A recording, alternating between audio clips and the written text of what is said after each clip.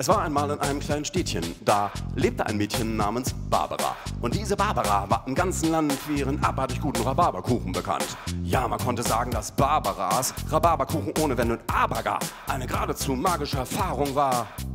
Abracadabra. Ich fordere die deutsche Sprache heraus. Mal gucken, was noch alles in ihr steckt.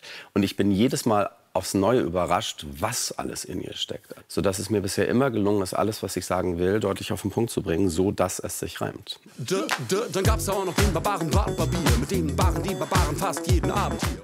Barbaras Rhabarberbar ging weltweit viral. 212 Millionen Aufrufe. Bodo Wartke hat auf Instagram sogar Beyoncé überholt.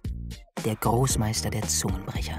Und die Idee war halt, Fischers Fritz, die Geschichte dahinter zu erzählen und eben fortzuspinnen. Fischers Fritz fischt frische Fische, fischt Fischers Fritz. Jetzt sitzt der Fritz am Küchentisch, wo er den frischen Fisch erhitzt, vom Fenster sitzt. Eine Miezekatze, die ist auf Fritzens Fischespitz, sodass sie gewitzt mit ihrer Tatze Fritz den frischen Fisch die bitzt. Die Katze ist eine räuberische. Sie schnappt sich den Fisch und entfleucht aus der Küche. Fritz ruft: Wenn ich Räucherfische, wo sind meine Räucherfische? Fischers Fritzens frische Fische haben ihm leider nichts genützt. Die Katze sitzt verschmitzt bei Tische und frisst den Fisch mit ihren Kids. Und sei nicht immer gleich beleidigt. Lehn dich einfach mal zurück und bleib geschmeidig, statt immer alles als Sünde zu verbannen. Könntest du dich einfach mal entspannen und lieber mal die Umwelt und das Klima schützen, wie wär's? Und Dinge tun, die dem Frieden nützen, statt mit deinem Weltbild, deinem ewig Gestrigen, alle unablässig zu belästigen. Er singt gegen Fanatismus, seziert die Gesellschaft, bietet Lösungen an. Und jedes Lied klingt auch noch wie ein Hit. Also das Einzige, was man können muss, ist zu zählen. Von 1 bis 15. Ich gehe davon aus, das können alle. Ich bin total gebannt von deiner Einzigartigkeit. Du bist die Frau, die in mir jeden Fall zerstreut. Ich hoffe, du verzeihst mir meine Stichkeit, wenn ich sage, deine Augen sind wie ein Saar, so tief und weit.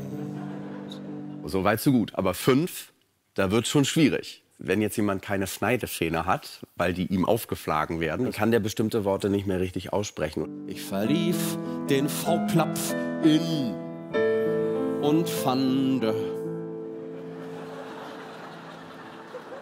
und fuhr erst mal nach Dresden im sächsischen Lande.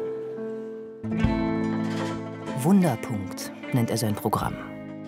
Seine Kindheit ist auch die Geschichte einer Selbstermächtigung. Spielen lernen. Über den Schmerz hinweg.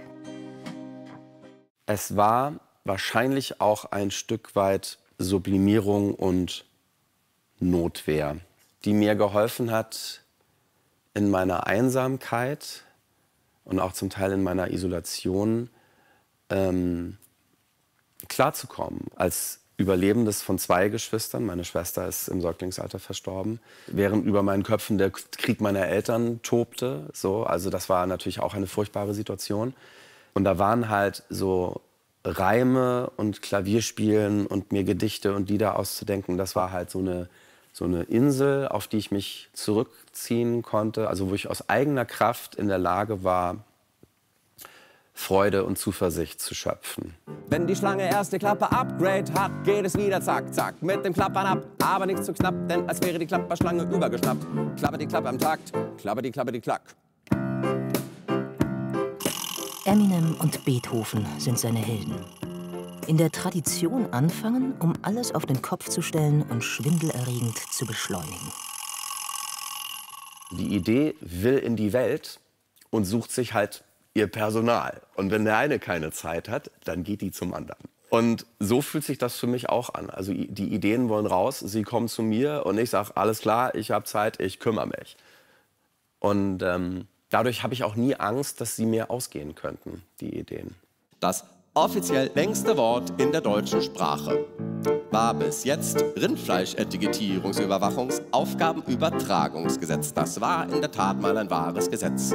Nicht irgendein Blabla-Geschwätz. Rindfleisch-Etikettierungsüberwachungsaufgabenübertragungsgesetz. Ein Wort, das ganz schön kompliziert ist, aber dabei auch im höchsten Maße fetzt. Rindfleisch-Etikettierungsüberwachungsaufgabenübertragungsgesetz.